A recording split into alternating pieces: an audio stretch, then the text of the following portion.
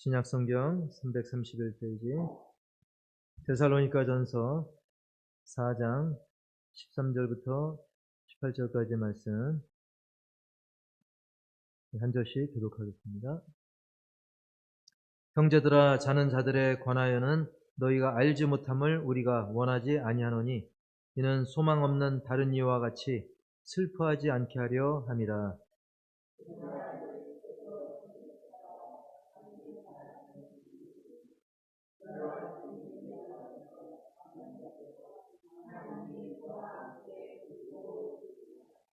우리가 주의 말씀으로 너희에게 이것을 말하노니 주께서 강림하실 때까지 우리 살아남아 있는 자도 자는 자보다 결코 앞서지 못하리라.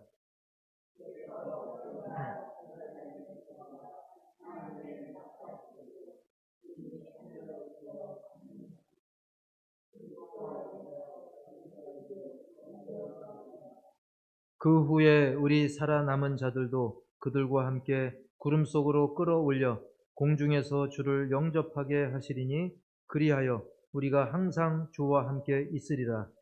그러므로 이러한 말로 서로 위로하라. 아멘. 제목 시작. 서로 위로하라. 우리가 성경을 신약성경을 읽다 보면 특별히 예수님께서 많은 치유 사역을 하셨죠. 하지만 치유 사역만 하신 것이 아니라 때로는 놀라운 사역, 바로 죽은 자를 살리시는 그런 엄청난 사역을 보여주시기도 했습니다. 죽은 나사로도 다시 살리셨고요. 또 회당장 야이로의 딸도 살리셨는데, 특히 그 야이로의 딸을 살리실 때 보니까 일단 병들었던 소리를 듣고 고치러 가셨는데 시간이 늦어가지고 도착했을 때는 이미 그 야이로의 딸이 살아 있었나요? 죽어 있었나요? 네, 죽어 있었습니다. 그런데도 예수님은 별일 아니라는 듯이 태연히 이렇게 말씀하시죠. 우리 누가복음 8장 52절 시작. 모든 사람이 아이를 위하여 울며 통곡하매 예수께서 이르시되 울지 말라, 죽은 것이 아니라 잔다 하시니. 아멘. 이미 아이가 죽어서 모든 사람들이 슬퍼하며 막 울고 통곡을 하는데 예수님께서 울지 말라, 죽은 것이 아니라 뭐한다? 잔다. 그러자 사람들은 어리둥절하고 막 비웃고 난리가 났죠. 그런데 놀랍게도 일어나라, 그 예수님의 이 명령에 마치 간밤에 푹 잘 자고 기지개 펴고 일어나는 그 사람처럼 그 딸이 다시 살아서 음식까지 먹은 거예요. 할렐루야. 이 광경은 그 어느 누구도 도저히 방법이 없는 이 사망 권세조차, 그 사망 권세, 누구도 이길 수 없는 그 사망 권세조차 예수님 아래에 있다는 사실을 여실히 보여준 것이죠. 그래서 오늘 말씀에서도 죽은 자를 살리실 뿐만 아니라 살리신 본인이신 예수님 스스로도 부활하신 그 예수님 때문에, 그 예수 그리스도로 말미암아 예수님을 믿는 너희들도, 신자들도 부활의 소망을 품고 서로 위로하라고 증거하는 것이 바로 오늘 말씀인 것이죠. 너희에게 부활의 소망이 있지 않냐? 예수님, 부활하신 예수님이 너의 구주다. 그러므로 너희도 서로 위로하라. 그 말씀인 것이죠. 그래서 오늘 본문 중에 첫 번째인 13절 다 같이 시작.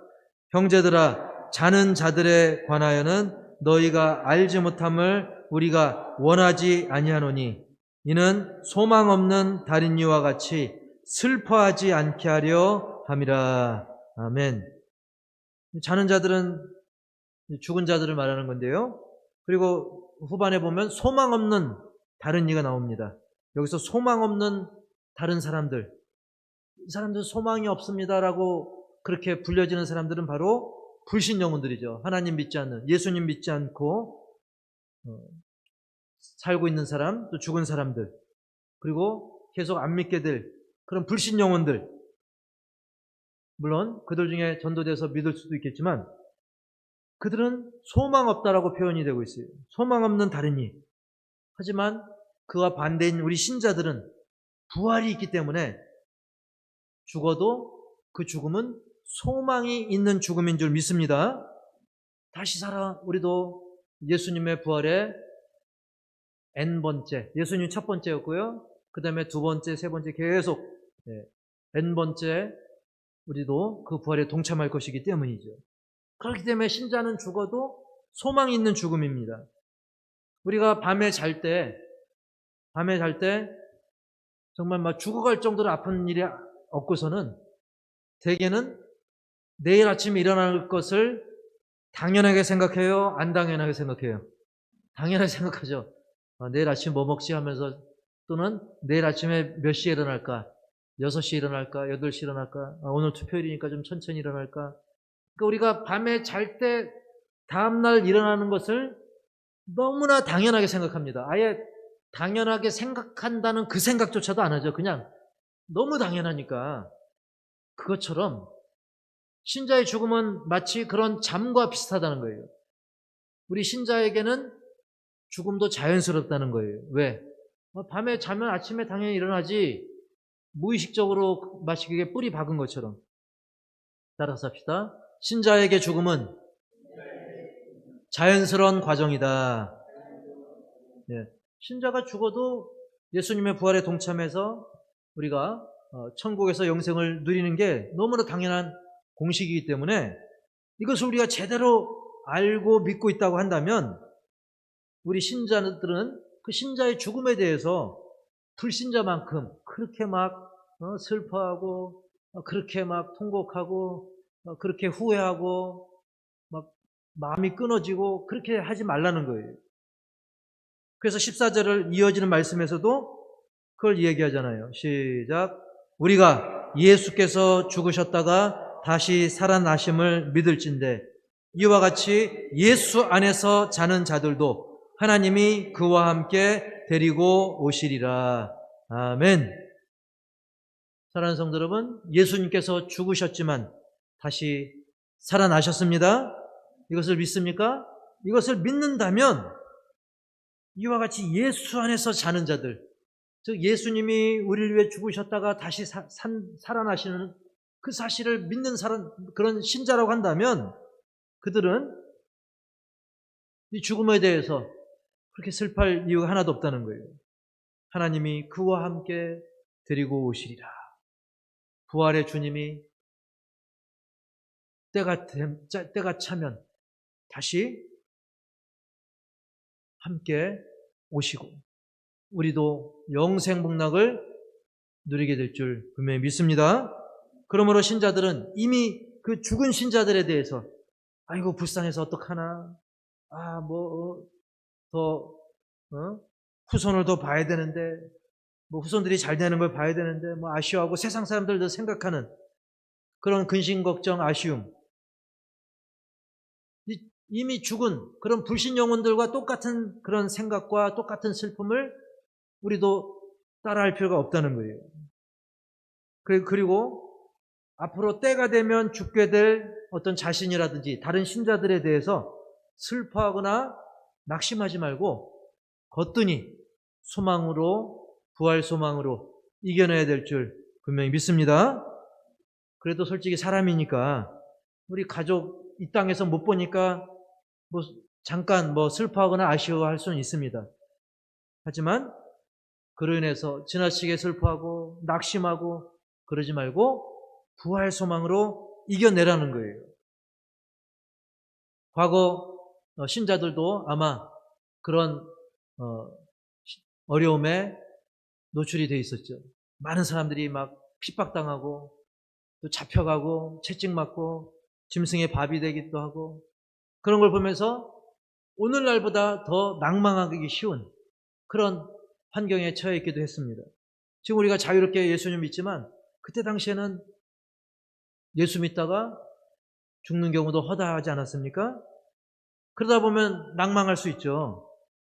그 죽음을 잠이라고 생각 안 하고 아이고 주님 곧 오신다더니 왜 안 오시고 죽음이 먼저 옵니까? 왜 고난이 먼저 옵니까? 그때 아마 주님은 그렇게 말씀하고 싶었을 거예요. 얘들아, 다시 살아났던 그 나사로를 못 봤냐? 야이로의 딸은 어땠냐? 내가 맛배기로 잠깐 보여준 건데, 그리고 너희에겐 부활 소망이 없느냐? 내가 다시 살아서 승천하고 너희도 그런 나를 따라서 부활의 열매를 맺을 것을 너희는 잊었느냐? 그렇습니다. 우리 믿음의 사람들은 어떤 이 땅에서 보내고 있는 이 시간, 이 땅에서 정해진 그 시간의 한계에 얽매일 필요가 없어요. 우리는 이 땅에서 살면서 시간이 쭉 가다가 어떤 사람은 60세에서 시간이 딱 멈추고 어떤 사람은 70세, 80세 그 정해진 시간이 그걸로 그것이 한계가 다 됐다라고 생각할 수 있는데 그렇지 않다는 거예요. 우리는 이 땅에서 쭉 시간을 가다가 정해진 시간이 멈춰지면 이제 잠들어 있는 시간, 죽은 것이 아니라 자는 거죠. 영생을 향하여 우리는 자고 있는 거예요. 그런데 많은 사람들은 어떻습니까? 5년만 더 살았으면 좋겠다. 우리 손주만 봤으면 좋겠다. 그 손주의 초등학교 갈 때까지. 그 손주가 고등학교 졸업할 때까지.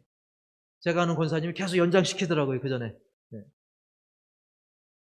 그렇습니다. 우리는 고작 몇 년, 길어야 좀 몇십 년 더 사는 거, 물론 전혀 중요하지 않은 건 아니겠지만 진짜 더 중요한 것은 우리가 몇 년을 살든 정해진 그 시간에 얽매이지 말고 과연 하나님이 나에게 허락한 그 시간 동안 내가 주님 뜻대로 살았는가, 아니면 내 마음대로 살았는가, 마귀에게 속아 살았는가, 아니면 주님의 말씀을 확신하고 살았는가, 그게 더 중요한 줄 믿습니다. 그래서 15절에도 이렇게 말씀하죠. 시작.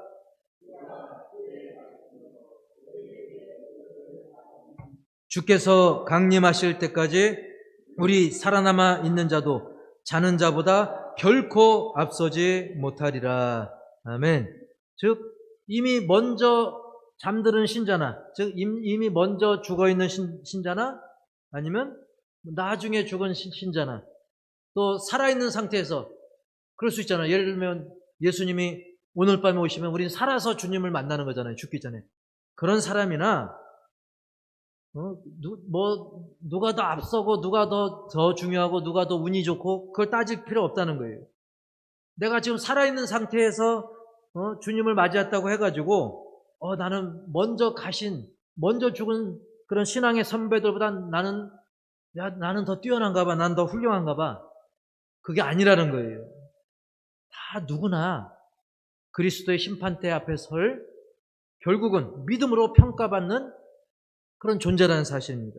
중요한 건 누가 더 이 땅에 오래 살았나 적게 살았나, 누가 죽은 다음에 예수님을 만나나, 아니면 살아있는 상태에서 재림하신 주님을 맞이하나, 이게 중요한 게 아니라 과연 누가 참 믿음으로 살았는가, 그게 더 중요하다는 거예요.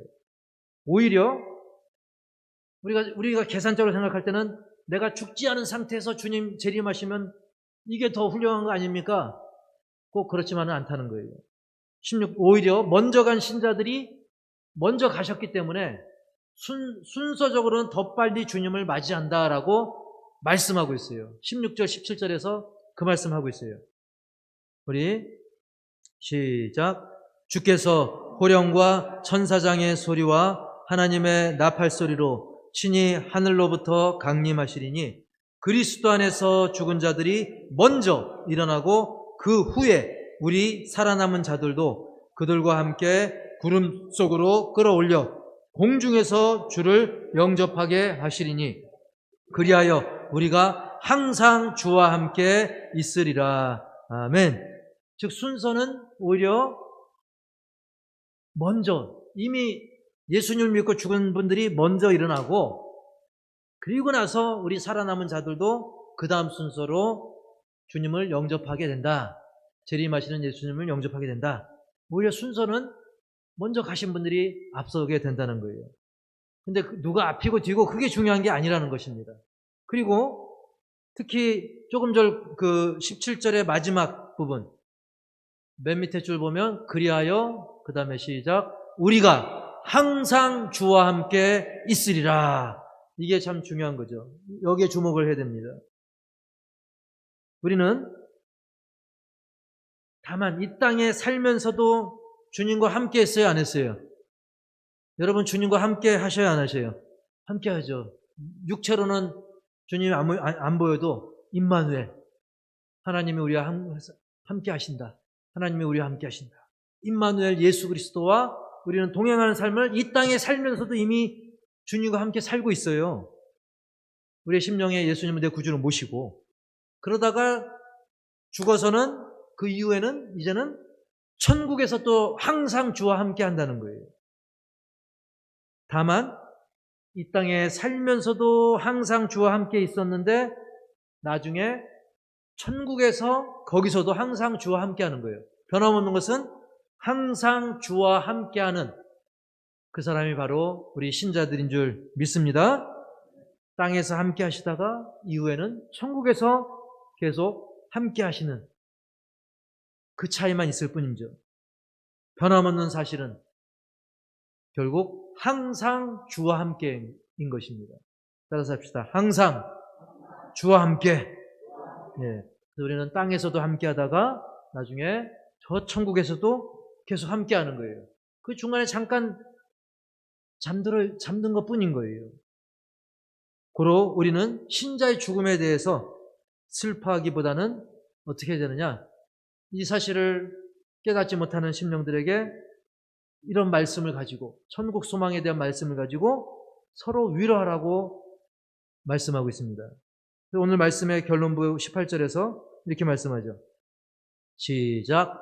그러므로 이러한 말로 서로 위로하라. 이러한 말이 뭐였어요? 쭉 얘기했던, 13절부터 쭉 얘기했던 부활, 영생, 그리고 더 넓게 확대하면 이 복음, 이 성경 말씀 전체가 바로 서로 위로할 말씀이 다 담겨 있는 거 아니겠습니까? 그 중에 특히 부활, 영생의 말씀이 거기에 더 해당이 되는 것인데, 그래서 우리는 뭐 많이 아프신 분, 그리고 오늘 내일 하시는 분, 그리고 이미 떠나보낸 그 유족분들, 그분들에게 그저 뭐 인간적인 위로의 말, 그냥 형식적인 위로의 말, 그보다는 하나님 말씀으로, 복음으로 부활, 영생의 소망을 품게 하는 것이야말로 오히려 그 영혼에 활력을 주는 최고의 위로가 되는 줄 분명히 믿습니다. 그래서 우리는 이러한 말로 서로 위로하라 라고 말씀하고 있는 거예요. 그래서 오늘 말씀을 통해서 우리가 부활 소망을 가진 신자로서 깊이 새겨야 될 거 몇 가지 함께 나누기 원하는데, 첫 번째로는 제목 시작. 불신 영혼은 소망이 없다. 예. 그래서 아까 읽었던 그 13절에 보면 불신 영혼을 가리켜서 소망 없는 자들이라고 말씀하고 있어요. 아니, 예수님 안 믿는 사람들 중에도 떵떵거리고 잘 사는 부자들 있잖아요. 저 그림에 나온 어리석은 부자라든지 부자와 나사로의 부자라든지. 하지만 억만금이 있어도 뭐 삼성이고 현대고 뭐 할 것 없이 억만금이 있어도 뭐 젠슨왕이 됐든 뭐 테슬라의 CEO가 됐든 누가 됐든 아무리 재벌 1000배, 만배, 1000만배 부자라 할지라도 예수님이 그 심령에 안 계시면 그 사람은, 따라서 합시다, 소망 없는 사람이다. 결코 그들을 부러워하지 마시기 바랍니다. 길이 없는 거예요.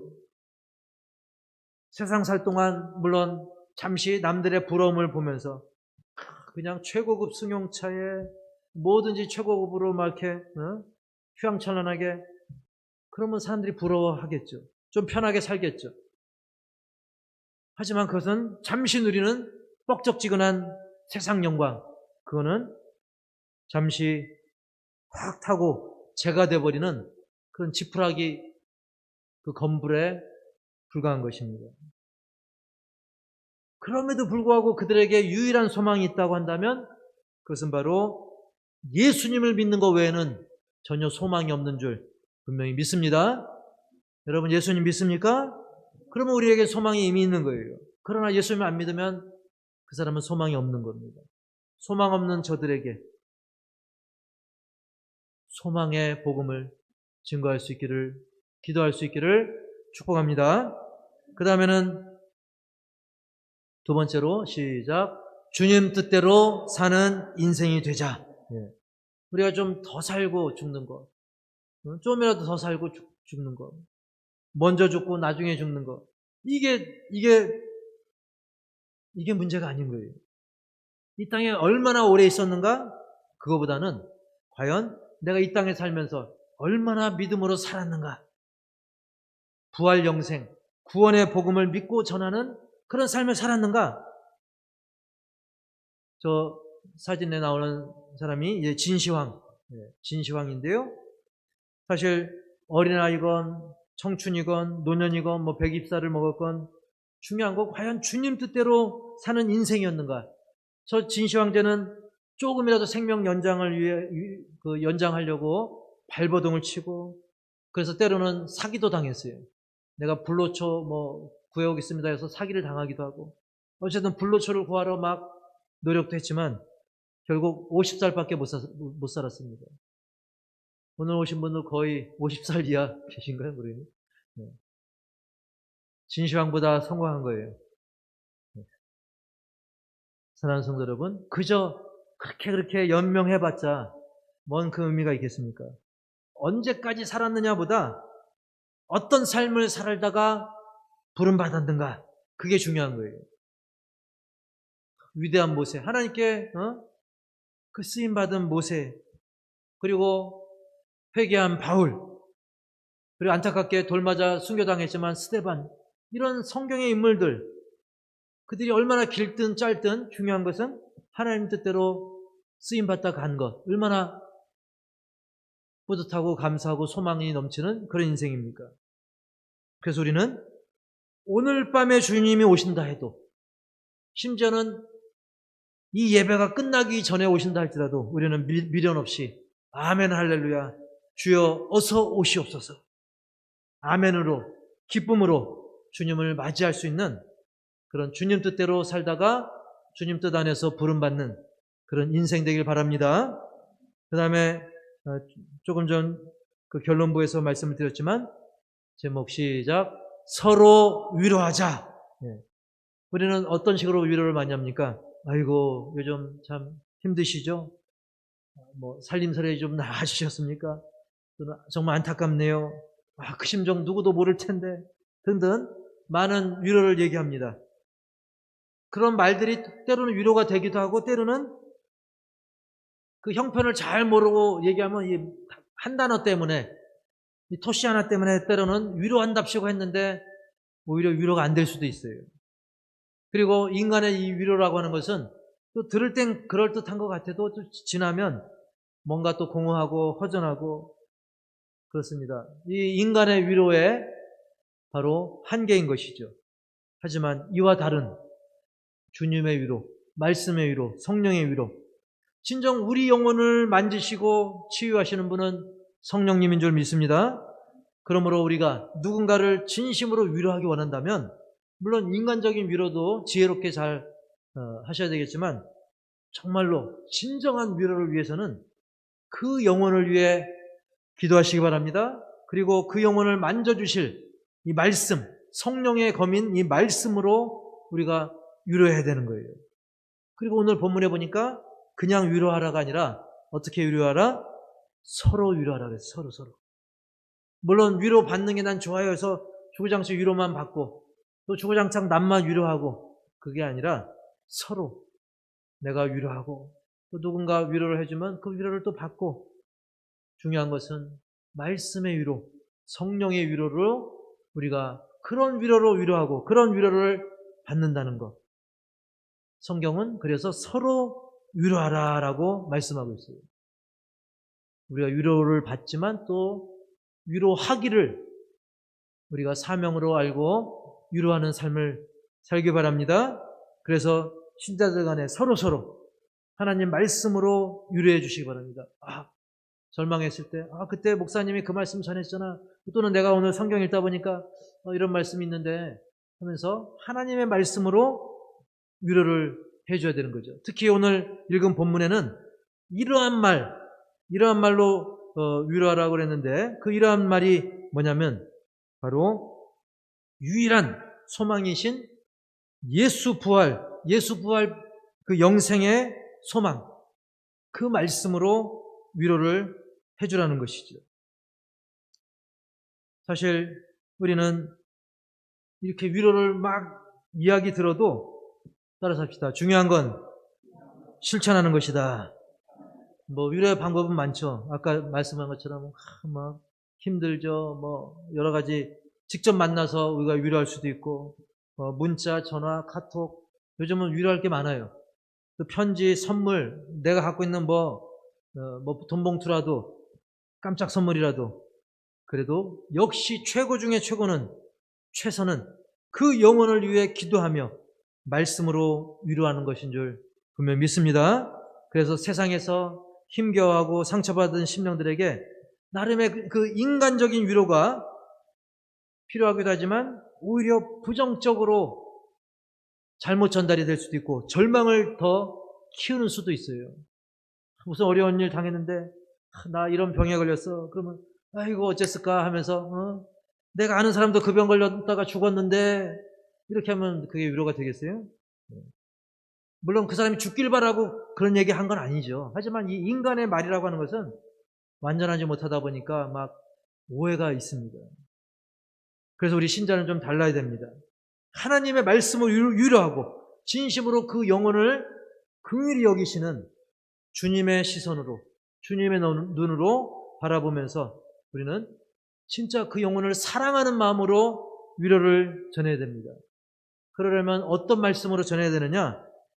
성경 66권이 다 중요하지만 오늘 본문 데살로니가전서 4장 13절부터 17절까지 말씀을 요약하면 다시 한번 그 화면 보여주시면 우리 제목 읽어봅시다. 부활 시작. 부활 영생의 소망, 주님과 영원한 동행의 약속. 오늘 본문을 딱 두 줄로 요약하면 저겁니다. 그래서 예수 믿는 사람들은 영원한 존재다.